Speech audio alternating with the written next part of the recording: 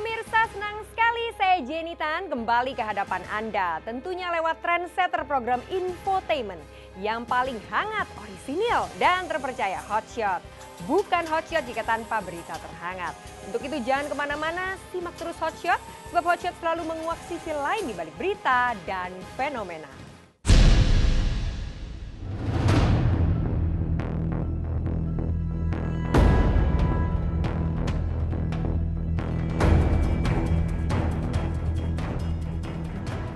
Gerah dan sakit hati, bisa jadi itulah yang membelit batin Ustadz Solmed akhir-akhir ini. Ya, pasca mengalami insiden usai gagal melakukan tausiah di kampung Pasauran, Banten, Ustadz Solmed pun dikabarkan terancam akan dibawa ke ranah hukum.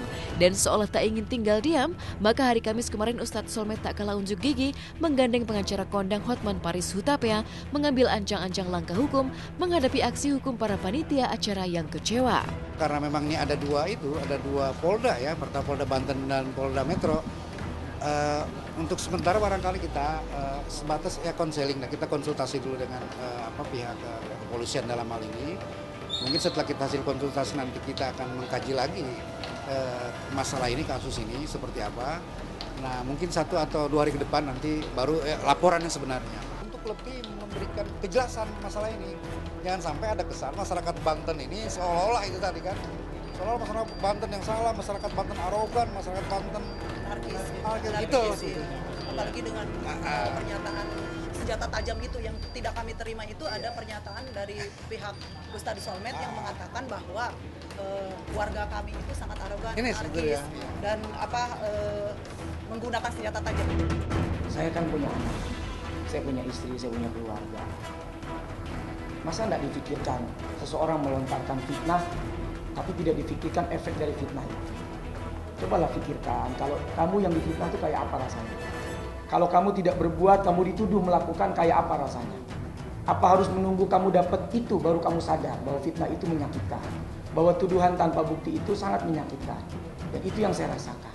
Sehingga saya perlu konsultasi dengan Bang Hotman ini dalam rangka, kalau memang ada kaitan hukum dan mereka tidak segera meminta maaf atas fitnah itu, ya bisa saja kita masuk jalur hukum.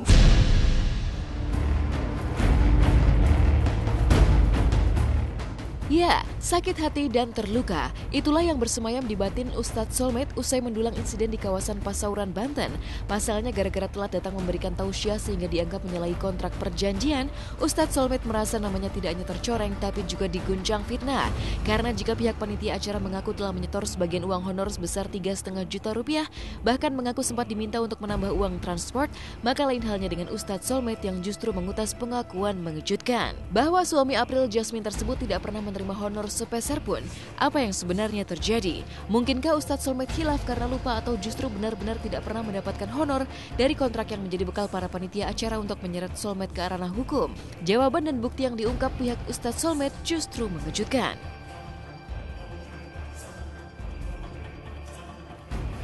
Mengenai apakah Pak Ustadz akan melaporkan juga dugaan pencemaran nama baik yang dituduh dia menipu sama menerima 25 juta, kita akan pikirkan kemungkinan besar, kalau nggak kemungkinan besar Jumat atau Senin sore ke Polda Metro Jaya. Ini kita baru cetak dari medsos, ini tidak ada namanya Pak Ustadz tidak ada di sini, namanya Iksan sama yang namanya Asep. Ini Iksan yang pakai kacamata dan ini Ustadz Solmed saat warga kami menerima. Saat itu saya belum hadir di lokasi karena posisinya berada di belakang. Kalau memang kop surat itu palsu, kenapa harus datang Solmed ke sana? Ini kan Solmed datang. Cuma kenapa terjadi hal seperti itu karena pada waktu nego-nego itu minta penambahan uang transport itu 7 juta itu, nah itu yang di Cinangka itu ada nego itu, jadi dia minta tambah lagi 3,5 juta lagi. Nah, karena yang datang Solmed asli, ya saya logika ya, berarti itu kop surat asli. Mereka kan melontarkan isu di media kalau saya minta tambahan. Nah, itu juga saya pikir bisa jadi bahan pencemaran. Mana buktinya saya minta? Tahu pun juga enggak kontrak ini. Apalagi meminta. Dan buktinya beliau datang. Kecuali misalnya saya nggak mau datang nih kalau nggak nambah 4 juta, itu lain cerita. Gitu loh.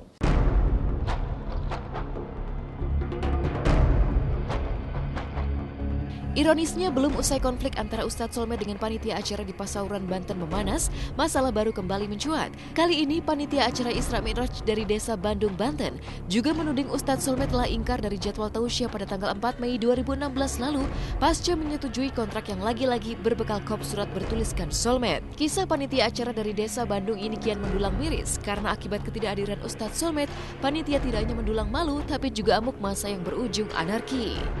MOU ini disepakati oleh pihak manajemen bahwasanya Solmed siap hadir dalam acara Tablighul Islamiyah dalam rangka memperingati Isra Mi'raj pada tanggal 4 Mei jam 20. Karena wahnya mendengar Solmed itu akan datang, itu masyarakat bukan hanya Kecamatan Bandung tapi Kecamatan Pamarayan, Kibin, Cikusal itu pada hadir. Nah, setelah pada malam tidak hadir, itu jelas masyarakat sangat kecewa. Bahkan puncaknya setelah selesai acara kami itu dicari-cari ya, intinya mau bahwa kami ini pembohong, panitia itu pembohong, penipu saya ini. Padahal bukan salah kami.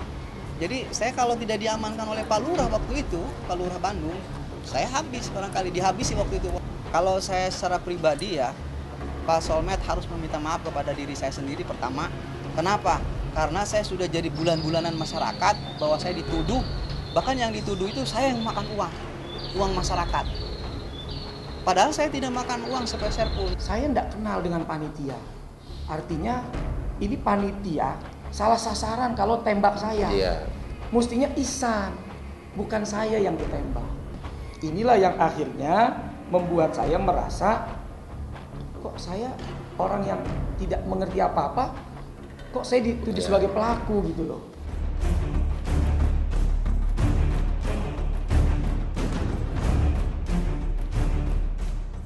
Mau tak mau, tanda tanya besar pun mencuat. Siapakah sebenarnya Ihsan yang konon telah menjembatani kontrak antara panitia dengan pihak Ustadz Solmed? Jika benar telah terjadi kontrak perjanjian seperti yang diungkap oleh dua panitia di daerah Pasauran dan Bandung, Banten, mengapa Ustadz Solmed bahkan mengaku tidak tahu menahu tentang surat kontrak yang konon dibuat oleh Ihsan tersebut? Masih menjadi teka-teki. Yang jelas, untuk membuktikan keseriusannya, membuktikan bahwa segala tudingan tentang dirinya tidak hanya fitnah, kini Ustadz Solmed tidak hanya mengambil ancang-ancang untuk melaporkan sederet panitia acara yang telah memperkarakan dirinya, tapi diam-diam Ustadz Solmed bahkan telah melapor ke Polda Metro Jaya atas pengrusakan mobil pribadinya yang telah menjadi korban pengeroyokan pada tanggal 29 April 2016 lalu. Atas pengrusakan mobilnya, beliau sudah melaporkan, nanti polisi yang akan menyidik, tapi memang sudah melaporkan di Polres Cilegon 170 KUH Pidana. Secara hukum saya sudah melaporkan tindak pidana, perusakan sudah ada. Tapi itu bisa didamaikan kalau memang mereka bisa niat. didamaikan kalau memang mereka punya niat. Kenapa saya kemudian akhirnya melaporkan setelah beberapa hari ini? Karena saya nggak tahan. Kok mereka seperti tidak merasa salah menuduh saya. Tiap hari habis-habisan saya diserang.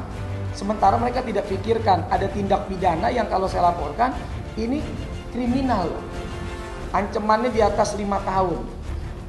Mengenai mobil itu mungkin ya memang terjadi ya, karena semua juga bisa melihat gitu pada saat itu Ustadz Solmed menunjukkan bukti itu gitu ya.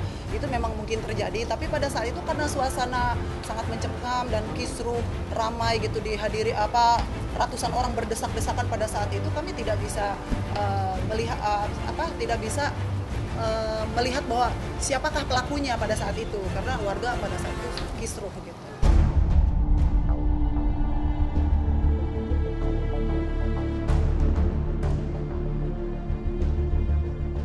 Apa yang sebenarnya terjadi? Mengapa baik Ustadz Solmed maupun pihak panitia sama-sama yakin dan gagah bahwa mereka berada di atas jalan yang benar?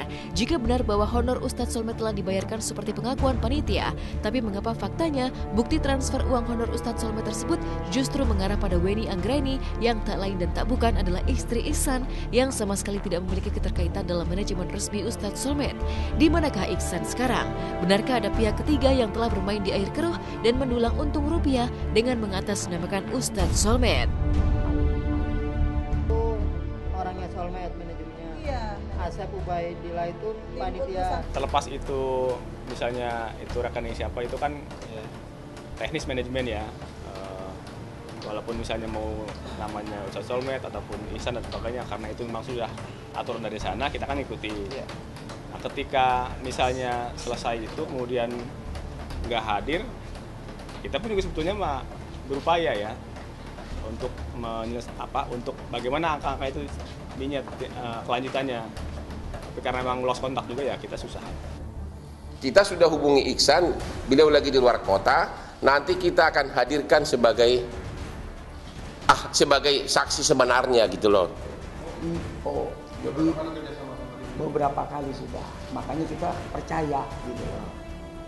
Karena ini hanya salah miskomunikasi, yang salah itu adalah orang yang langsung telah menuduh, bahkan sudah mengarah ke fitnah. Salah mereka itu harusnya dicek dulu dengan Ihsan. Tapi itu seorang ustadz pasti memaafkan kalau mereka juga niat baik untuk ketemu agar diterangkan kasus sebenarnya. Jadi dengan pada kesempatan ini kami bersedia ketemu dengan panitia sana. Ya mungkin di daerah yang sedikit netralan. Ya katakanlah dalam hal ini Solmed itu harusnya berjiwa besar lah, berani menyatakan salah itu salah, minta maaf, selesai saya pikir.